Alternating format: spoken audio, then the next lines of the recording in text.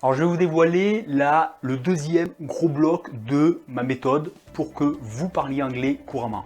Donc je vous l'avais dit, les experts qui parlent déjà plusieurs langues couramment, ils se sont aperçus que finalement les gens qui essayent d'apprendre à parler une langue, ils butent constamment sur un gros obstacle. Et cet obstacle, c'est la motivation. Alors la motivation, c'est un terme qui est quand même assez général, mais laissez-moi découper ça en deux aspects. Il y a les aspects extérieurs et les aspects intérieurs. Les aspects extérieurs, c'est quelle méthode vous utilisez. Est-ce que la méthode que vous utilisez, c'est quelque chose de plaisant qui vous donne envie? Parce que si ce n'est pas le cas, ça va être difficile d'être motivé avec quelque chose qui ne nous motive pas.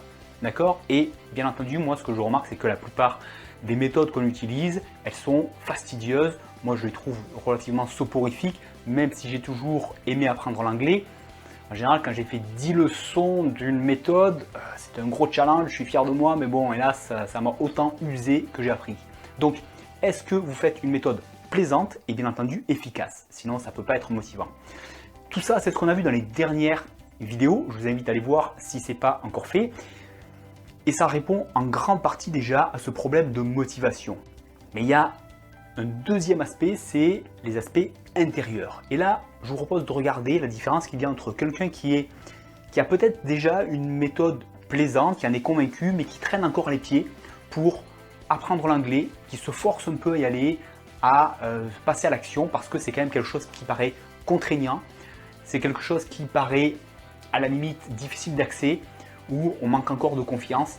Et regardez, comparez ça aux experts qui, eux, l'ont déjà fait une fois. Et eux, au contraire, quand ils ont fini d'apprendre une langue, ils en apprennent une autre parce qu'ils se font plaisir. Ils se font plaisir, ils sont convaincus qu'ils vont y arriver, qu'ils vont parler cette langue couramment et ils font ça relativement facilement. Mais eux, ils se basent sur du vécu. Ils l'ont déjà fait. C'est pour ça qu'ils en sont convaincus, il n'y a plus aucun problème. Ils l'ont déjà fait, ils savent ce que c'est et ils ont envie de continuer et ils continuent. Alors, comment on passe du point A vers le point B, du premier état au deuxième état, alors que justement, on ne l'a pas encore fait, on n'a pas encore appris une deuxième langue couramment. C'est ce que je vous propose de voir ici. Alors, déjà, une première réponse, c'est qu'en fait, si vous regardez ces experts et que vous vous dites, ben voilà, moi je l'ai vu, on l'a vu dans les précédentes vidéos, ils n'étaient pas meilleurs que moi au début, peut-être même ils étaient pires d'ailleurs au début quand ils ont commencé à apprendre. Et pourtant, voilà le résultat quand ils appliquent certains principes qu'on a vu aussi dans les précédentes vidéos. Si j'applique ces mêmes principes, eh bien voilà le résultat que ça va donner. Et si vous êtes capable de vous en inspirer et d'avancer dans cet état d'esprit-là, eh bien vous allez y arriver, bien entendu.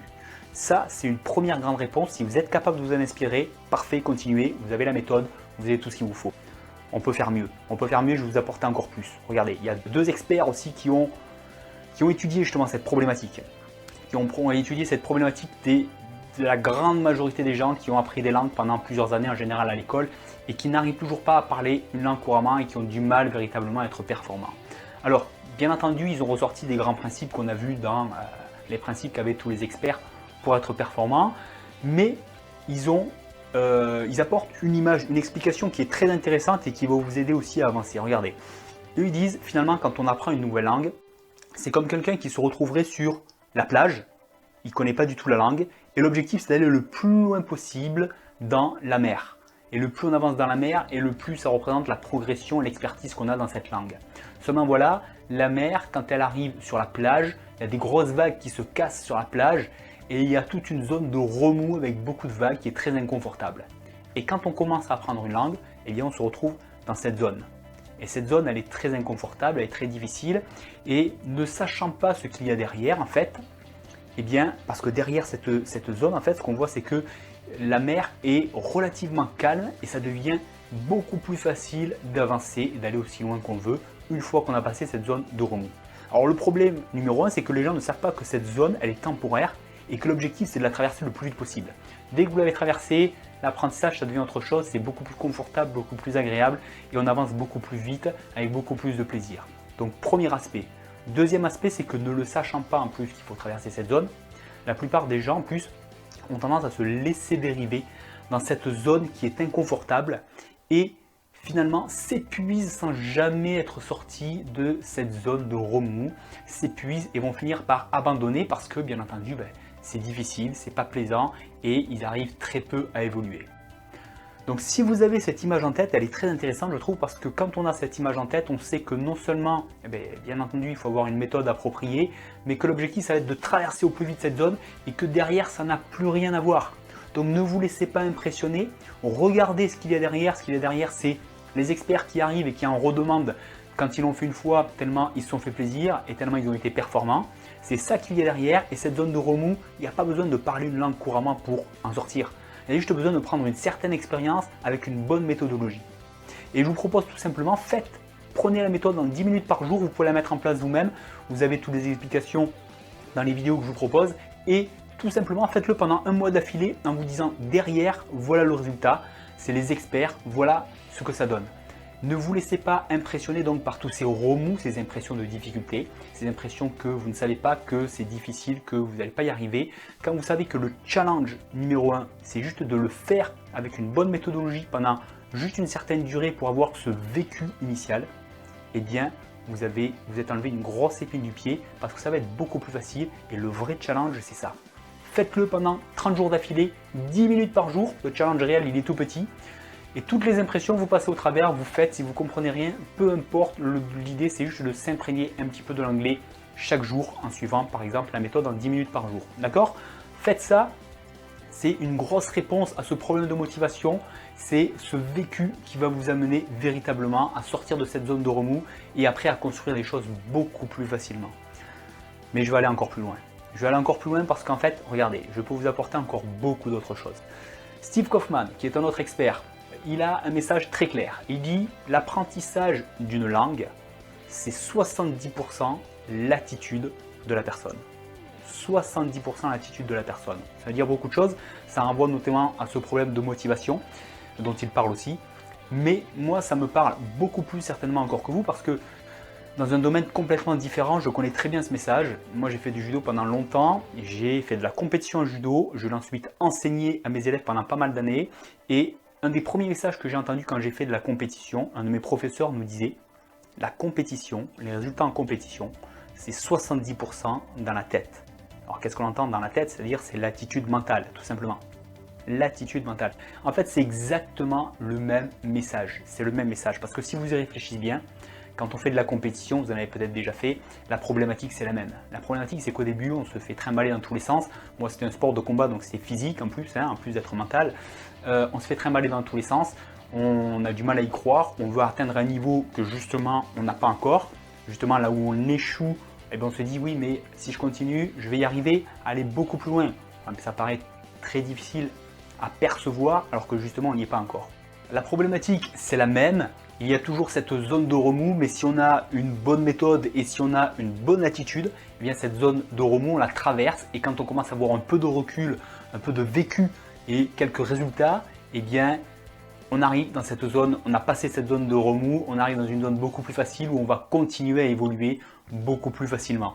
C'est la même problématique, c'est les mêmes réponses bien entendu aussi qui vont s'appliquer et justement des réponses et des méthodes, on en a beaucoup, on sait beaucoup mieux peut-être ce qu'on fait dans le sport pour affronter ce genre de situation.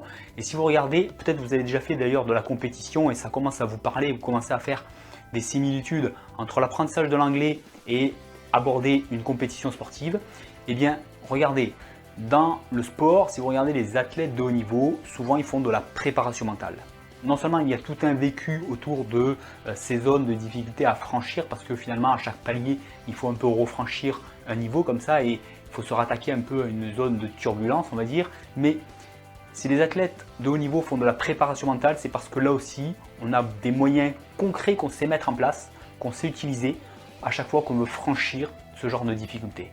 Et puis, il y a d'autres domaines aussi où on a étudié la question de l'attitude. Cette fois, ce n'est pas notre attitude qu'on va essayer d'influencer, mais l'attitude des autres. Et la problématique, un petit peu, c'est la même. Comment j'influence l'attitude pour faire passer quelqu'un qui est rebuté et qui ne va pas forcément aller là où moi, cette fois, je veux le faire aller, à quelque part où il va aller de lui-même, avec plaisir, avec enthousiasme, il va en redemander. Mais si vous avez affaire à un bon vendeur, c'est exactement ce qu'il va faire, c'est exactement là-dessus qu'il va chercher à influencer votre comportement pour que vous changiez d'attitude et que vous soyez enthousiasmé, que vous ayez envie d'acheter, bien entendu, ce qu'il vous vend. Mais il joue aussi sur l'attitude et comment passer de une attitude à une autre qui est beaucoup plus agréable, beaucoup plus intéressante et qui va amener la personne à avancer d'elle-même toute seule, avec enthousiasme. Il y a un autre domaine qui s'en rapproche un peu, mais qui est très intéressant, c'est la publicité. La publicité, c'est extraordinaire. Si vous regardez la publicité à la télé, il y a des sommes colossales qui sont dépensées pour la publicité à la télé. Alors, on a toujours l'impression que nous, on ne se laisse pas influencer par la publicité. Et pourtant, la publicité, déjà, c'est des millions d'euros, de dollars qui sont dépensés pour passer de la publicité à la télé. Donc, s'il y a ça d'argent qui est dépensé pour passer une publicité à la télé, ça veut dire que la publicité a pour effet de générer non seulement ça de vente en plus, mais en plus de faire du bénéfice par-dessus. Donc la publicité à la télé est forcément très efficace, qu'on le veuille ou qu'on ne le veuille pas. Et la publicité à la télé, qu'est-ce qu'elle vous amène à faire? À changer votre attitude face à un certain produit.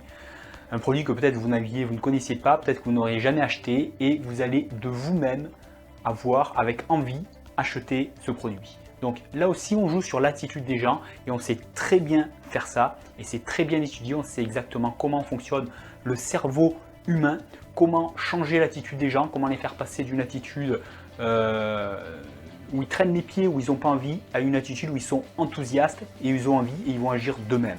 Alors si on sait le faire dans ces domaines, et pourquoi on ne l'utiliserait pas pour nous passer de ces deux états d'esprit-là quand nous on veut apprendre l'anglais?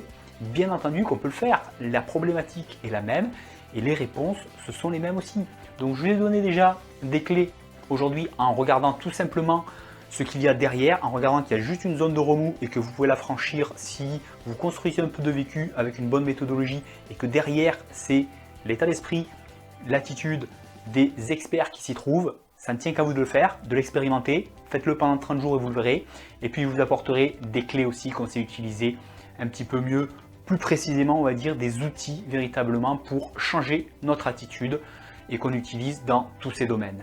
On se retrouve dans la prochaine vidéo où je vous apporte ces outils encore plus précis.